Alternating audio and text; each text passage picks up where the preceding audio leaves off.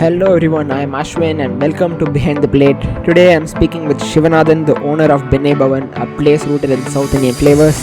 We are going to talk about what it really takes to run a restaurant, balancing tradition with changing tastes, managing the kitchen and the books, and creating an experience that keeps people coming back. Shiva, welcome to the show. How is it going? Been great, Ashwin. This new journey have been so far so good, and it is teaching us a lot of lessons day in and day out. Managing 70 odd staffs is no joke, and every day is a case by itself, and I'm everyone sure. is a case by itself. So Yeah. so yeah, it is a struggle. It is a challenge. But Hmm. as restaurateurs, uh, uh, we feel that nothing else gives joy of meeting customers and having this buzz in any other Yeah. industry or any other workplace. So yeah, that's the beauty of being a restaurateur. Yeah, that's great to hear. Glad you are having fun amidst the chaos and the You difficulties. got to, otherwise you can't survive. Yeah, Restaurant yeah, industry true. is not for beginners. Certainly not is like what I'm hearing more and more. Yeah. Um, Great. Okay. So, are you like still like consulting for restaurants, or are you like fully See, focusing on like your I've own never right now? been a consultant, but I always love supporting brands and entrepreneurs in their journey to whatever knowledge Okay. I've gained working with brands, national, Okay. international brands. But Right. I've always put in or been associated with brands as an employee rather than a consultant. So Okay. but yeah, like what happened with Catalyst, which is my social media company, was Huh. more or less like supporting, young entrepreneurs in the food industry. Hmm. I know how much it takes to mark their presence, but they can't afford that in the early stage. So we just try to work with them, probably guide them with our little bit of understanding and provide them great content so that like the brand visibility is shown and Okay. you know Huh. because I've been there, done that, so I know being a food entrepreneur, I know what difficulties another entrepreneur go through, especially in the food industry, and what he or she needs to at least come out of the bubble. Right. So we started Catalyst as a passion project, me and another partner, and we Okay. wanted to support such entrepreneurs, and in turn we also feed our creative minds. So that's about it. It was more of a passion project rather than a money making project for us. Okay. Right. So when So you say that you were like associated with like restaurants as like an employee, so you used to like manage the restaurants themselves when you worked there. I was into customer experience management. So not many restaurants or food brands invest in a role like this. So Right. my title or designation was head of experiences. Okay. So so Right. it has to deal with more of a customer experience management, first thing, Hmm. and the second is the employee experience, where Right. how an employee feels or experience him or her coming to work. What does he or Hmm. she feels when they are at work? Do Hmm. they get their meal right? Do they get their accommodation right? Hmm. Are they going? Are they well paid? Are they very well happy with the culture? So we Hmm. try to create an experience there also. It's more of a work culture, I would say, what Okay. I was trying to achieve. Huh. And that was back of the house, and the front of the house is the customer facing, where I ensure that every customer is seen, heard, and acknowledged, so that like Okay. we can give them a wow experience, so that they can go back with a big broad smile on their face after dining with us. So it's Hmm. more of an experience rather than just coming and dining and going. Right. Okay, that's like really interesting because like if I had to guess, that's kind of the almost as important as just the food that the restaurants serve, right? Like this, the second most 100%. important thing is it might even be the first most important thing, because if their experience of like just coming and sitting in the restaurant is not good, they might not even order the food. They won't even get to see it. Absolutely. So yeah, That's so that sounds right. really important. Yeah. Hmm. uh, I had read a very nice quote. One mhm. of this restaurant industry guru have stated this, Mhm. that customer will forget what they had at the restaurant, but customer Hmm. will never forget how they felt about being there. Ha. So it's the emotional evidence which makes a customer come back to you Hmm. rather than the physical evidence, which is the food or the ambience or anything at all. So, Hmm. if you make them feel good being there at your restaurant, that's Yeah. the thing for them to come back. So the customer Hmm. retention lies on how you make them feel. Yeah. So Yeah. if Totally, everyone like. follows that, Hmm. I think they can win the game much easier than hustling harder. Absolutely, like it applies everywhere. No, not like it's only makes sense that it applies to food too. Like it's something I've read too. I think it's some Dale Carnegie quote or something. Like Right. people forget what you say, but they don't forget how you make them feel. Correct. uh, Correct. so I guess that definitely applies to food as well, right? Because Yes. that's like the part that they take away with them. Like they don't take the food with them, they take only the experience with them. So makes sense Absolutely. that it's like important. Yeah. Yeah. So what I'm like really surprised to hear that like not a lot of restaurants like invest in like the work that you were doing as the head of experiences. So Yeah. can you share like a bit more about the restaurants that you did work with and how it was like working with them? And Sure. did you work mostly in Chennai or did you work like elsewhere as well? See, I first of all, I was not a qualified hospitality guy. I was a Huh. BBA, MBA grad. I became an early entrepreneur at the age of 21, and Huh. Okay. my career started with artist management. I was managing around 12 different music bands and artists, and I Oh, was okay. traveling along with them, Hmm. for a year. And then, Okay. after that 1 year of stint, I started my own event production company where I was Hmm. using all those music artists whom I was managing, and I was hosting shows where I was looking for sponsors, and like I was Hmm. organizing shows. So, again, one man show was a difficult thing for me. Hmm. I after event management, I went to brand management. So Okay. me and another partner of mine, we started a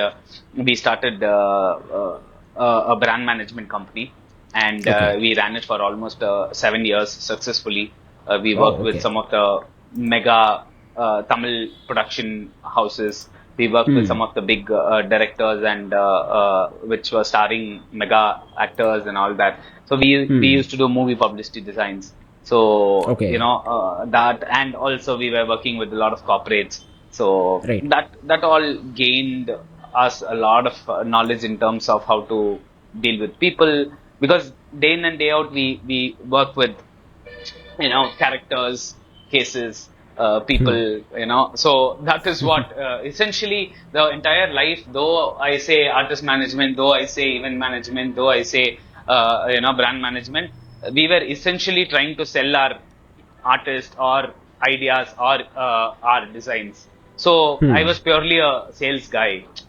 Though the Hmm. industry was different, though the product or service was different, we were Hmm. essentially trying to sell our ideas or a product or an event. So, Okay. when you are a good salesman, your life is sorted. Because you get to meet a lot of people, you get to convince a lot of people. Hmm. And that itself, that I think that is what life is all about, right? Hmm. Once understand people better, your Hmm. life will be much easier to deal with. So that's why it was a sheer calling that after all this stint, and never had the opportunity to work in an organization, I Hmm. decided, okay, fine, why not go work somewhere? Hmm. I decided, it was 2017, after almost 10 odd years, 10 12 odd years of being an entrepreneur, I decided, okay, why not work somewhere? So that's when, I was just looking out, and exactly when a friend of mine started a new food joint, I went there for a trials, and over Okay. the table, just we were talking about something, and I was telling, what one should do to win over customers, and that just gave him an impact, and immediately he offered me a job at the brand. So, so no looking back, that was my entry in the food industry, and since then, I loved every bit of my journey, every single customer I faced, every single employee or colleague which I worked with, and here I am today, having built a brand and running it successfully now. Yeah, that's like a really interesting way to like get into the field, right? Because most people Yeah, like do the opposite switch. Like they start, working somewhere, and then they feel like they want to get into entrepreneurship, and then they do the switch. So this is like a really like like a flip of the switch here. There. true, true. So, but what made you like interested in like taking it further? Like in this case, it was like it seems like a random thing where your friend happened to like start a food joint and he wanted you there. So what made you want to like continue on this like Though getting into the the food industry? though the offer was random, but I feel it's a calling. One have to be very aware and conscious about what the universe have to present to you. And hospitality was a calling for me, because I've always been a passionate cook. Since the age of 7, I've been in the kitchen and cooking things along with my mom, understanding Wow. how Okay. it works. So, and I've also, dined at various or all sorts of restaurants, right from the push carts to the stars. So, I've understood the variety of, services which they've offered. So I've always wondered, like, okay, if the service was this good, how would this be? Or I go to legendary places where they just serve it from your heart. So that is what I've learned over the years, and I wanted every single person to feel that, because I feel service is a right for a customer. More than service is a thing to buy, but I feel service is a right to a customer, because that's what they pay for. Not just the product, but the service also with the product. So I Yeah. feel service is a right. So I just was very sure that being a customer experience guy, I have to ensure that people feel the whole value of coming and dining there.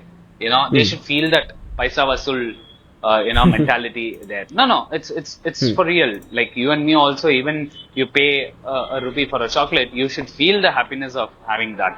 So Yeah. True. and making them wow applies to all the service industry here. But yeah, with the restaurant is much more, because like for food, that same customer can be your customer for 3 times a day, because like we all have 3 meals a day. So Yeah. it can be breakfast, lunch, and dinner. Like all 3 meals, he can come and show up and have it. True. And today, as we speak, I have a 63-year-old guest who dines with me every single day. So that is what, because he feels home, he feels great about the food, he feels great about the experience, and that's what makes him come back every single day with a broad smile, and we welcome him with a broad smile like any other guests. And I think that's what makes or breaks the whole experience in a restaurant. Yeah, completely like agree with that. That's like a very like important perspective to have like about customers, because it's Right. not just, these are not just people who are just paying for your food, but they want to like engage with you. They are having like a relationship with you, and Correct. like and it's important to like nurture that and create like a friendly environment for that. So completely True. like agree with this. So what happened like after that? So you were how long were you like working with your friend, and how did like that, like how did you like find more people to work with from there in terms of like the No, restaurants again, or food branch and stuff? I was there associated with that brand for 13 months, and I was just called or offered with jobs, because when you do your job from your heart, it doesn't feel like it's work, it's your lifestyle. So I was doing it that way. So when you do things with utmost passion and interest, I think you don't have to really answer to anybody, and you really don't have to bother about your growth. Growth will automatically come to you. So that's what happened to me. When as I was working there, I was offered with consulting roles, or even a job position in different brands. See, when you interact with people, a lot of restaurateurs come and dine with us. They are fascinated about what I was doing, how I was interacting with them, and immediately I get offers over the table. So that was so kind of all those people that they really saw something in me to offer me situation positions in their company. But yeah, when I do certain things, I do it with my heart. So I've always rejected mega offers, to mega brands. But still, and, it always comes up with your growth, with what you wanted to achieve in life, and when you find opportunity tapping your door, I think you should take it. So that's what happened when I got a call from one of the national brand, and immediately, no looking back, I had to make that call. And after 13 years of Chennai, I chose that to leave Chennai and move to Bangalore. So yeah, and making that decision was the best ever decision, because that 1 year was like rock solid. I got to work with some of the big names in the industry. I understood what a national brand can do. That gave me an award stage. That took me to an international market where I did a pre-launch of their own brand. So sometimes you have to make tougher decisions. Sometimes you have to break your comfort zone and move, so that that is where your growth lies. So that's exactly what happened to me. Okay. That's like really interesting, like where like you just answered to like this like one opportunity that you got from your friend, and it just like led you to so many like different places. Absolutely. Yeah, that's like really like cool. Now since we spoke about the past, coming to the present. So right now you have like opened like a new South Indian style restaurant, right, in Right. Coimbatore, if I'm not wrong. In Trichy. That's Sorry, my in Trichy. hometown. Yeah. Apologies. Yeah, it's yeah, in Trichy. And so right now, switching from just being the head of experiences to like running an entire restaurant. So what does your average day look like right now? You can get as detailed as you like, starting from when you wake up to when you go to sleep. See, I always believe in this quote. Once you're a hospitalian, you will always be a hospitalian. So, that head of experience in me never fades. Even today, I go touch tables and interact with every single customer who walks in, that happiness is another level kick. But yeah, now my responsibility has been added up, because you have to handle your staffs, you have to handle the brand, you have to understand the growth of the brand, you have to start looking out for talents, you have to keep evolving with the menu and what you have to offer. You have to improve the customer experience part, not just with interactions but more to it. You have to constantly update your menu, and you have to also constantly have the work culture in place, so that like you retain your employees, because the biggest downfall of the restaurant industry is the workforce. and there's just no loyalty in the workforce where they get their salary today and like tomorrow they don't show up. You have to really consider that, okay, he's done with us. That's what the industry is like, and that's how the industry has been practicing it. So that is the biggest thing. So we have to be prepared. You should always have a plan B in place. What if this guy doesn't show up tomorrow? So who's going to fill that? So you should not build a brand with your people, but I feel you should build your brand with your systems. So a company is as good as the system, is what I feel. So yeah, my day. I'm an early riser, so I wake up at 6:30. Do a little bit of workout, and come back. Just plan my day out, and do my breakfast and come to restaurant. Go catch up, greet everybody at the restaurant, right from the security to the housekeeping. I have the habit since my work time, so I ensure that I go greet everybody. Have a pep talk. At least a smile to them makes a big difference, and I feel happy meeting all of them. Exchanging smiles and greets. So it's a great start at the restaurant. So yeah, and then got to have meetings, got to plan. The work never ends. You will always be busy. So that's what I tell myself. When you have to plan something, just plan. There's no perfect time for you to plan a travel or a holiday or so yeah. Even if you travel for work, also that's a luxury for you. So. So Yeah. I take my work travels as a holiday by itself. So I enjoy that time away from this usual routine and enjoy that. So yeah, that's how day looks like. And every session you meet your guests. There are complaints which might have occurred. You have to recover your clients accordingly. And you have regular guests who come and greet you. They talk to you. They give you reviews and feedback about how to improvise and all that. So with open heart, you have to accept all that. So yeah, and my day ends at around we close our restaurant at 11. So and from there, I wind up and reach home around 12:30, and yeah. I'll have a good night's sleep because tomorrow morning it's an early race. So yeah, that's how it looks like. Oh, okay.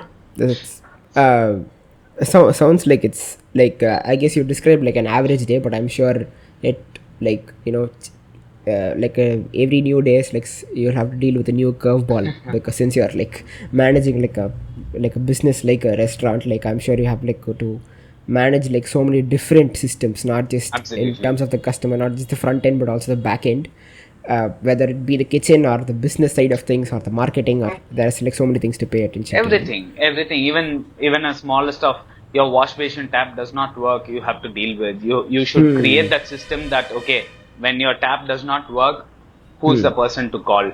So whom have you given that responsibility? Who have you given the accountability? So all those is something which you have to ensure that you have those systems in place, so that like you don't have to micromanage. You have time to focus on something else rather than just going and fixing the tap by yourself, right? So yeah, true. yeah, so and to build such systems, you have to be there for a reasonable amount of time to understand, okay, these are the problems you face and these are the systems one should follow to rectify that. So once you have those systems in place, the growth can be, like it's enormous. It's easy to scale it up. It's easy to adapt in a new location, new city, a new country. So yeah, it's just matter of time that it's that phase of the brand cycle that you be there, show up, experience everything, write it down, create a system, create your SOPs, and then you just start scaling up. So before scaling up, you have to understand your business like your back of your hand, so that it's much easier to operate. It's much easier to scale it up and rectify all the red flags. Yeah, that really encompasses your values quite well. So when you speak about like the food is also like a very like important part of the business, like obviously since it's a restaurant. Indeed, yeah. So what's the process of like coming up with like new menu items? Does it differ for when you do it when you used to do it for like other restaurants versus when you do it for yours? Like what have you learned there? Like what's the process like? See, when I decided that I am coming up with a South Indian restaurant and a pure vegetarian restaurant, like me being a pure vegetarian restaurant, me being a pure vegetarian itself was a advantage for me, because I've traveled, I've had greater experiences, as I told you, dining from the pushcarts to the stars. So all those have gained me a lot of insights in terms of the way a particular dish is served and how it's served. Right. Like and with the environment, with the way how it's served, with the plating, with the person who's serving, the way he's serving. Everything matters. So I would say this brand Benne Bhavan is a culmination of my entire life journey, dining out and eating all these vegetarian food, and also wished, okay, if there was this combination, if there was a dish like this, I would have enjoyed it. So all those I've assembled together and created a menu sorts where there is always something which matches your mood for that particular time. The same you might prefer a dosa with chutney this morning, and in the night you might really crave for a dosa with a kurma. So but none of them in the industry thinks there is a craving and we should satiate those cravings in a typical restaurant. But if you look into a pushcart wala or a mess sauce, the beauty lies there. You get to eat whatever you want in whatever combination you like. Otherwise people don't go to such pushcarts or messes just to satisfy their cravings for that particular meal, right? So Yeah. that's what I've created in this brand, where you get to choose what you want as an accompaniment. We don't say no to anything at all, whatever you ask for. Like if you want a kurma for a dosa, we'll give. If you want a masala with that to have it with your paratha, we'll be happy to give. So we don't say no. Like our service staffs are trained not to say a no. So I think that is one of the core reason why people like to come back to Benne Bhavan, and without any great marketing so far, we've been doing houseful shows, and there are people who have been great brand advocates for me, for us, and organically people started coming in. So I think that is what Benne Bhavan has taught me, that if you provide greater experience with food and service, your success is not very far. It might be a slow pace, but definitely the success is yours. You don't have to have a second thought about it. Okay, that's really interesting. So I am like actually very curious about this, like that you don't say no to your customers whenever they ask for like different Yeah. combinations. So the immediate thing that I thought of was like generally when they ask for things in like the regular restaurant, they do get a no because it's the time is not it's not the time for this dish yet, so Right, we've not made it right. yet, it's not available in the kitchen. So how do you like manage to have that availability of the dishes back in the kitchen if the customers could ask for anything?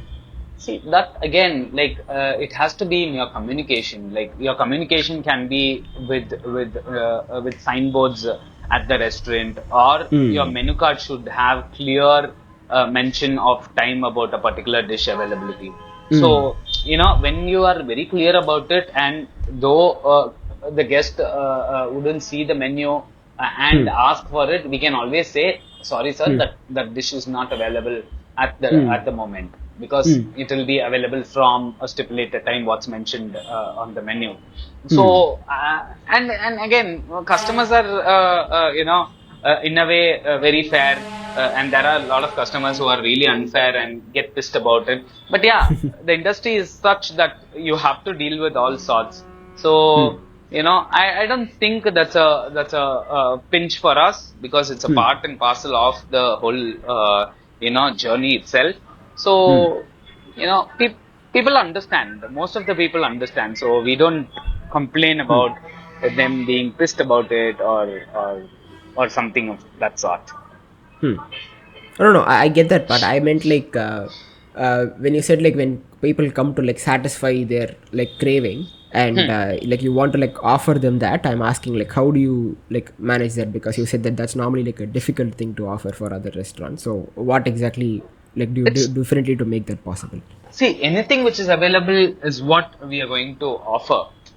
Right. Not that something like, if a customer comes and asks for an idli at Hmm. 1 p.m. in the afternoon, that's Hmm. definitely a no-show, because Hmm.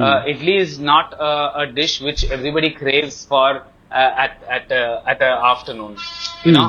So obviously, just for one in a thousand customer who's willing to have an idli at that point of a time. But see, you have Hmm. to understand your customer in your Hmm. market.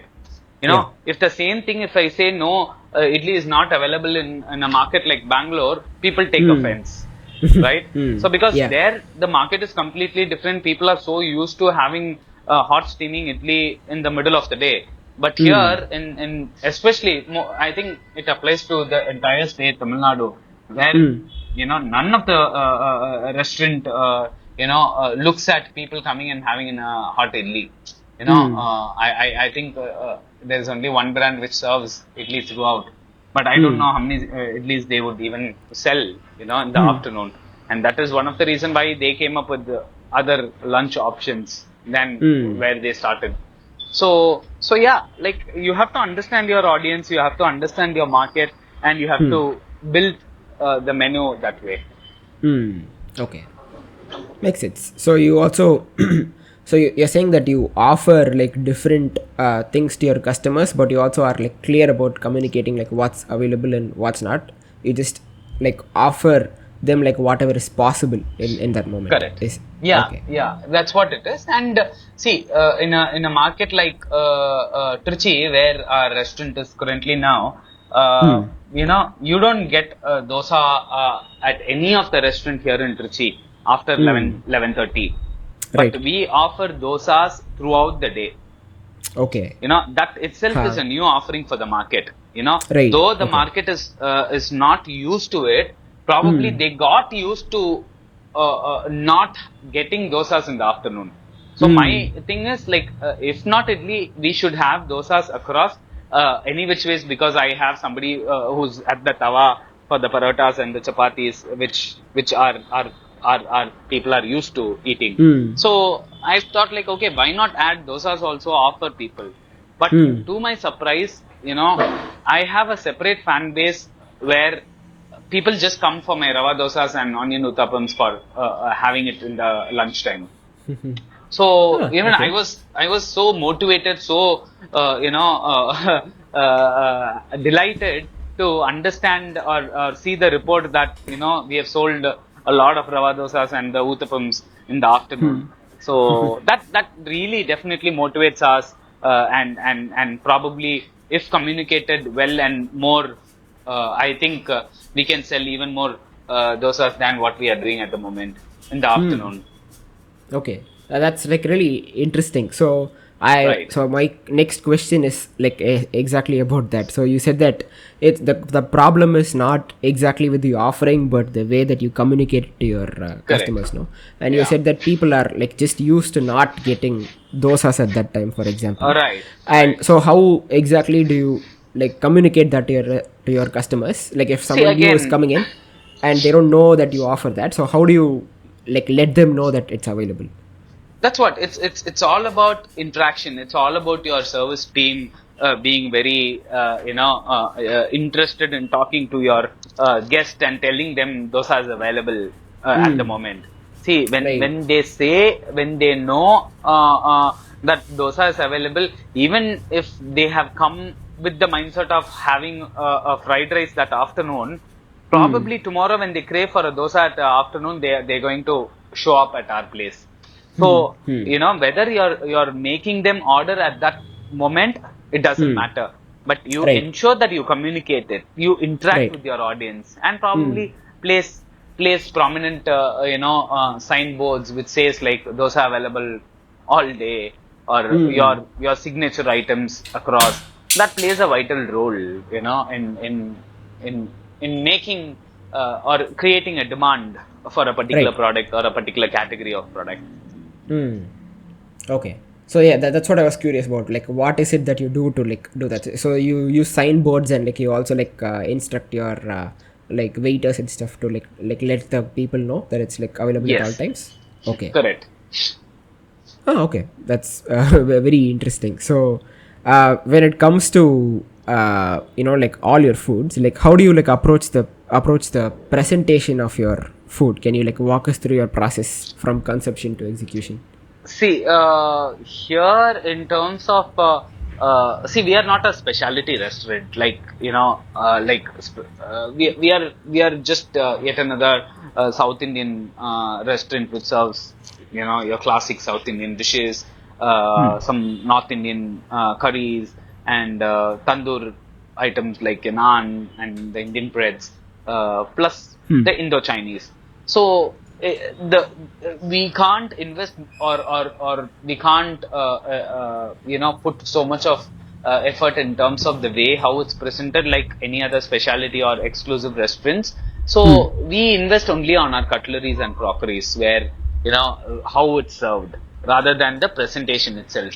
So we only invest on the particular crockery which goes into the customer's table, and being served. So I think that's the only game which you can play around, and probably the garnish which is used onto it. But other than that, there's nothing fancy which even customer expect at a restaurant like this, because these are more of a like how you say fast moving consumer goods. These are fast moving consumer dishes. So people don't really expect intimidating presentation, because when you intimidate people with such presentations, they're not going to come back. So I think keep it simple, keep it relatable, keep your taste at par, so that like people enjoy that, rather than like making a whole fuss of it with all the presentation and all that. So yeah, it's only the crockery which plays a important role in the whole presentation by itself. Right. Okay. Nice. So, yeah. So we've seen about the food. Now, when it comes to like your marketing channels, so what kind of marketing channels and strategies have been like effective for promoting your new brand Benne Bhavan and like reaching your target customers? So far, my biggest marketing channel is the positive word of mouth from my customers. They just come, dine, and they're going to keep telling people about it, and like they send people, they bring in their family, they bring in their friends, and they advocate to their respective friends or family. So that's how it has always been, and Right. we are pretty active in Instagram, where we run a little bit of ads to at least make our presence felt. So that has definitely helped us to make people know that we even exist. It's just about brand presence and nothing else. We're not trying to sell anything. We are just telling people that, hey, hi, we are here. That's about it. And our food does the selling. Like, you just make customer know that we exist, and then customers come in and try our food, and once they like it, they're gonna keep coming back and keep talking about us to their friends and family. So that's how it has worked so far. Okay. Right. That really like paints a picture of what you do in terms of like marketing, because the word of mouth seems to be like one of the most important Yes, things to have in the restaurant industry. No. correct. Yeah. So we spoke a little bit about this, but who would you say is your like target demographic, and what are their preferences and behaviors, and how do you like tailor your services to like meet their needs? See, being in the South Indian space, where we offer South Indian, like you and me are so used to having idli dosas at home, which is our stable food. Yeah. So I feel like everybody who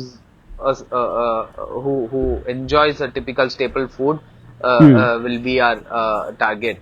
Rather, as I told you, these are not specialty restaurants where I only serve Thai, I only serve Chinese. But here Yeah. we serve South Indian, Indo-Chinese, Tandoor, North Indian. So, that covers a spectrum of, demographics in place, So, and I have a lot of North Indian customers who come enjoy my South Indian fare, So, and it's the vice versa. Like, the South Indian people come out and dine with us with family, and they enjoy Indo-Chinese and North Indian dishes.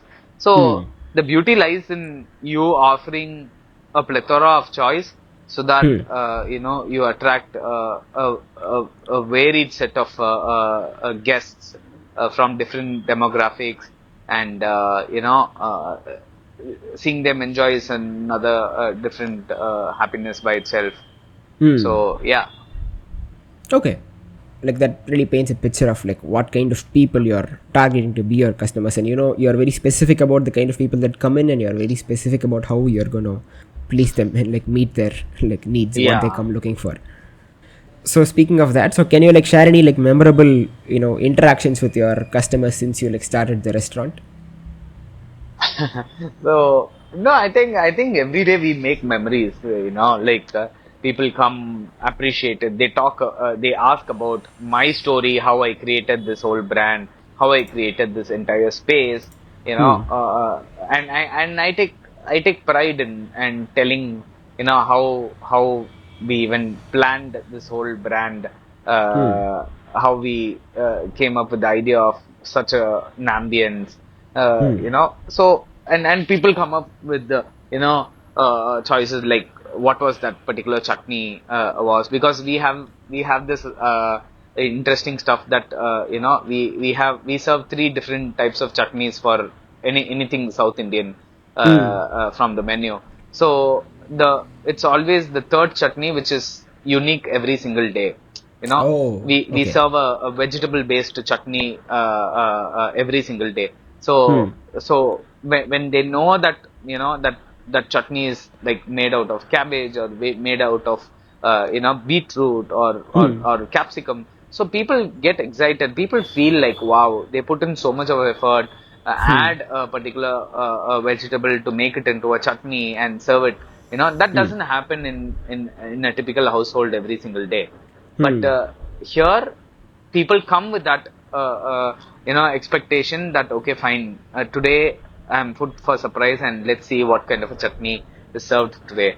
So that kind of a thing excites people, and they come and tell or appreciate us in terms of how creative we have become, even with that one chutney, something like that, and nowadays you don't get to see your service people wearing that vintage style of uniform, or you don't get to see your service personnel wearing a dhoti and coming and greeting you. So Hmm. we have nailed all those elements, which would definitely hit that nostalgia to anybody who's experienced such old school restaurant service. Hmm. So we are actually creating nostalgic moments for people who are like born like 30 years before, and those people telling stories to their friends, or to their even their kids, about how they used to dine in their childhood days, something Hmm. like this, what we offer at the moment. Hmm. So all those really gives us memories. Customer comes and appreciates such things. They tell their own story about how they used to go dine at a restaurant where the servers are dressed like this, Hmm. so that gives us sheer happiness that, okay, fine, touching that nostalgia button is a great way to make people feel great about being there. Hmm. So yeah, you should, your restaurant should create a story, and we have built so many stories like that, that Hmm. people could relate to. So we are happy so far, and we are just only looking forward for more such Hmm. memories in Hmm. in the line. Hmm. Okay, that's really nice. Um, okay, so I have like I am a food photographer myself, so I'd love Yeah. to know like whether or like how you use your pictures as a tool to engage and connect with your audience, because I've noticed that a lot of like South Indian restaurants, especially a lot of like the local places, it's not something that they particularly pay attention to because they use like different marketing channels. So how do you like approach it? No, I think with food, the visual storytelling is a great way to sell your brand, sell your food per se. Hmm.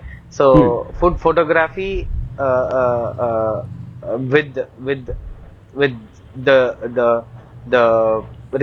reality of, food being shown, Hmm. is what I'm a fan of. And Hmm. that's what I think nowadays people also feel, that keeping it real. Don't make your food a model, rather than showcase what the real textures are, what the actual food looks like, Hmm. and if we are able to achieve that, I think that's a winner, Hmm. rather than making your food a model with so much of touch ups, and a lot of grease to it, just to Hmm. make it shinier. No, Hmm.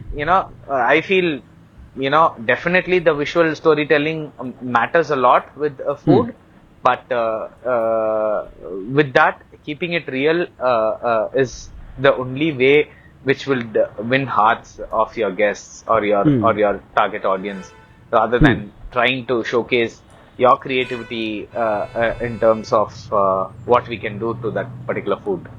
Hmm. Okay. So I'm guessing that's also your approach to how you manage the pictures and the content of your like your Right. own restaurant, like that. So when it comes to running a restaurant is in like a market like Trichy, what would you say are some of your biggest challenges that you faced, and how have you like addressed or like overcome them? See, Trichy being a smaller city compared to other metropolitans where I've worked with, it is a challenge, but you have to constantly uh, look for opportunities, or look for avenues where you can reach out your food to, Hmm. create multiple sources of revenue models, start looking out for potential associations where your food is delivered there every day, Hmm. come up with food festivals where, like, people are really excited about being a part of that festival itself, so that, like, they don't miss it out. Hmm. uh, and I think the constant evolution, in terms of the food, in terms of your staffs, in terms of your ambience per se, will definitely make people look up to you. Hmm. Right. So it's interesting that you would say that, because you worked like a lot in markets like, Chennai and Bangalore, which are like relatively like bigger and like busier and have like a restaurant culture to them, where they welcome like a lot of like new business and everything as well. So how come you decided to like open your restaurant in like a market like Trichy? Obviously, like you had these experiences, but there's a reason that you chose to open your restaurant there, right? Like, so what is the reason behind that? See, one or the core reason is the property belongs to me, Hmm. and we were very much sure that, like, I had to make this very property like a dream project, Hmm. and at the back of my mind, the restaurant was always a calling, Hmm. having my own restaurant, a pure vegetarian restaurant. Hmm. So you know we that's the whole crux of it, building our own brand, Hmm. serving people what I've always wished for, Hmm. but I which I couldn't get, or Hmm. which people don't get. So it all come together at one time, and it just worked well. Hmm. So that's why I always say, like, this everything is a calling, and when you are aware of it, I think you'll be able to understand and just move on with that calling itself. Hmm. So yeah, being our own place is a biggest thing for us. Hmm. Okay. Okay. Is there like any specific areas in your business where you found collaboration or external expertise to be like beneficial for your brand's growth and success?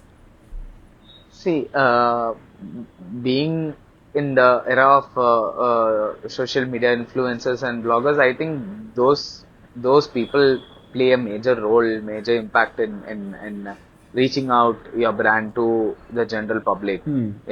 So I think you have to make hay while the sun shines. Like, so, Hmm. just use the contacts which you have. Ensure that you measure what's the kind of contact you have, and see whether you will be able to collaborate with them, or try to negotiate with them. So all those matters. So think over it, and then collaborate and understand, talk to them about what's the price point and all that. Hmm. So I think that plays a very vital role. Hmm. Okay, so it's been like so have you found it like useful to collaborate with these like influencers like on social media in terms of your brand's growth? Definitely, yes, but yeah, we are just taking it slow, Hmm. one after another, because whatever we do, it should have a purpose. It should be measured, and it should be understood. What have we accomplished by by such activity. Hmm. So yeah, we are just taking one step at a time, Hmm. and probably or definitely we'll look at collaborations. Hmm. Okay, great. So speaking of the future, so are there like any specific initiatives or projects on the horizon that you're particularly excited about, whether it has to do with your own restaurant, the expansion of it, or like are there any other new projects that you're working on? No, the idea of setting or creating systems at Benne Bhavan is to make it scalable. Hmm. When you have your system sorted, it's very easy to scale it up to larger extent. Hmm. So, of course, there are pictures, there are discussions which has happened with regard to the growth itself. Hmm. So, yeah, like looking forward to that. Okay, so are there like any specific one that you're excited about? Uh, like, we launched our restaurant in July, Hmm. and we are aiming at looking at another outlet at a tier one city, Oh, okay.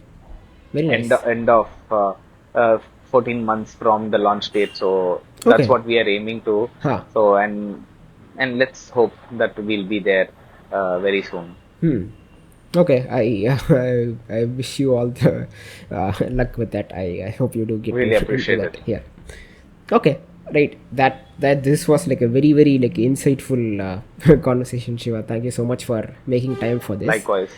So if people want to like find you online or offline, where can they find you? Definitely, they are most welcome to follow Benne Bhavan restaurant, at Instagram, which comes with Benne Bhavan, BENNEBHAVAN. So we are very active in social media, especially in Instagram, and they are most welcome to come visit us, dine with us, and they can definitely see me at the restaurant. So I'll be happy to host them. I'll be happy to sit with them and chat about food and many more. So yeah, Great. Thank you so much for coming on the podcast. I really really appreciate it. really appreciate it. Thank you so much, and you're doing great with whatever you're doing. So glad that I was a part of this whole thing, and this also gave me a lot of insights to to know more of myself, because you took times from my past, and definitely those are greater memories to cherish. So really thankful for this whole thing which has happened, and good luck with all your endeavors. You're doing great, and can't wait to welcome you at Benne Bhavan real soon. Of course, yeah. Thank you so much, Shiva. Thank you. Thank you, Ashwin. Yeah. You have a good day. Thank you. You Cheers. too.